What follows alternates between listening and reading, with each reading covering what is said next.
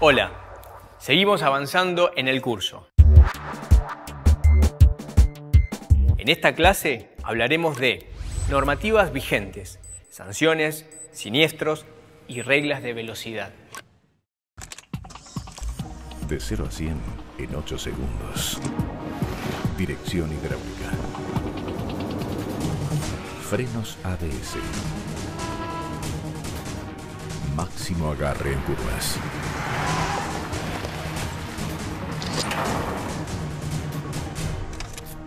No me mates. El 50% de las familias que mueren en siniestros viales se debe a conductores que exceden las velocidades máximas. Si se puede evitar, no es un accidente. Los siniestros de tránsito son una de las causas más importantes de muerte en nuestro país. Después del hecho, se dan muchas explicaciones, pero siempre la culpa es de los otros. Rara vez se analiza la conducta en el tránsito en primera persona.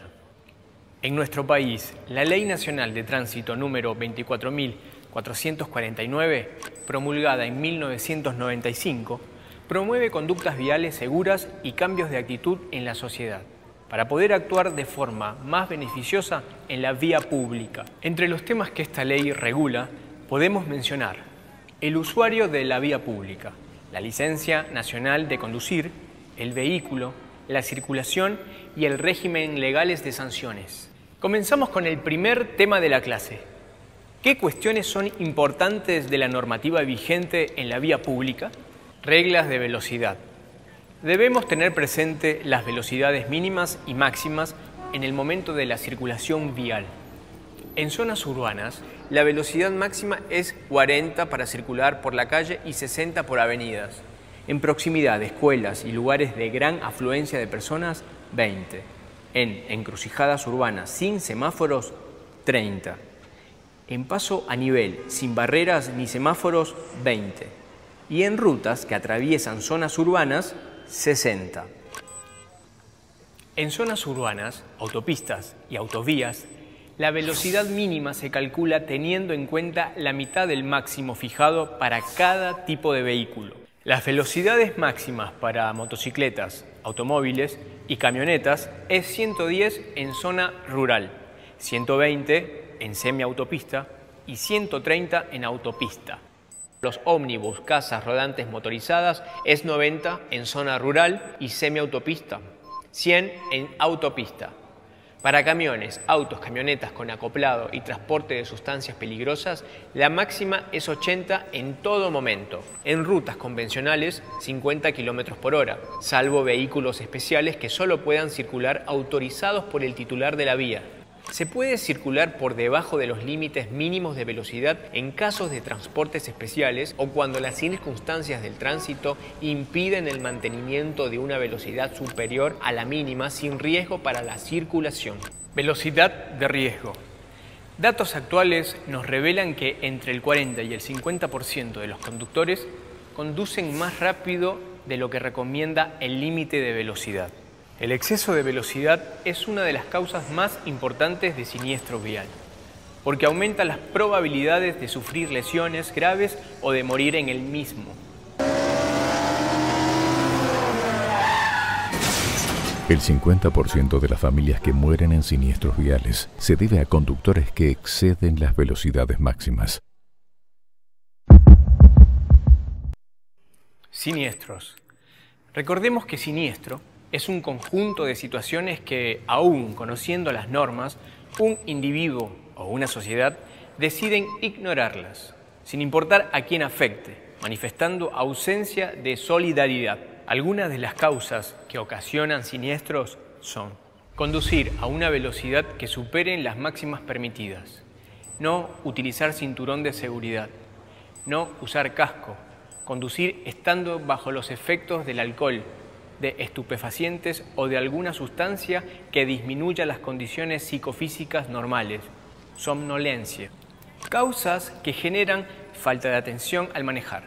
Por ejemplo, usar teléfono celular, comer o ingerir bebidas, leer mapas o periódicos, entre otros. Ante un siniestro, se recomienda seguir los siguientes pasos. Primero, Quitar la llave del contacto para evitar posibles explosiones provocadas por una fuga de combustible. Colocar el vehículo en un lugar seguro apartado del camino, si es posible con las luces de emergencia y destellos de balizas activadas. Señalizarlo lo antes posible, colocando los triángulos de emergencia a unos 50 metros del vehículo en ambos sentidos. Señalizar los posibles derrames de combustible y o aceite y ante el menor riesgo de incendio, desconectar la batería. Llamar rápidamente a los servicios de emergencia e indicar el teléfono desde donde se llama, el lugar exacto del siniestro, la cantidad de vehículos implicados, el número y el estado de las personas heridas, si hay riesgo de incendio y o explosión, entre otros. Informar a los equipos de emergencia todo lo sucedido para que puedan comenzar su trabajo debidamente, con conocimiento previo de los hechos. Los primeros auxilios son medidas o acciones de emergencia que pueden efectuarse sobre el lesionado en espera del personal especializado. Cuando una persona está en estado de shock, se pondrá pálida, sudorosa y se sentirá confusa. Se debe tranquilizar a la persona, aflojar cualquier ropa ajustada, acostarla de espalda con las piernas levantadas y mantenerla abrigada. Si fuese necesario, se debe aplicar respiración artificial y masaje cardíaco para restablecer la respiración y sacarlo de un posible estado inconsciente. Se puede realizar el método de respiración boca a boca en personas mayores o boca-nariz en niños.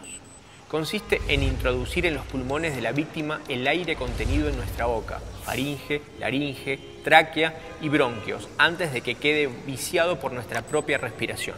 Es decir, el aire que aún no ha sufrido el total intercambio gaseoso en nuestros pulmones.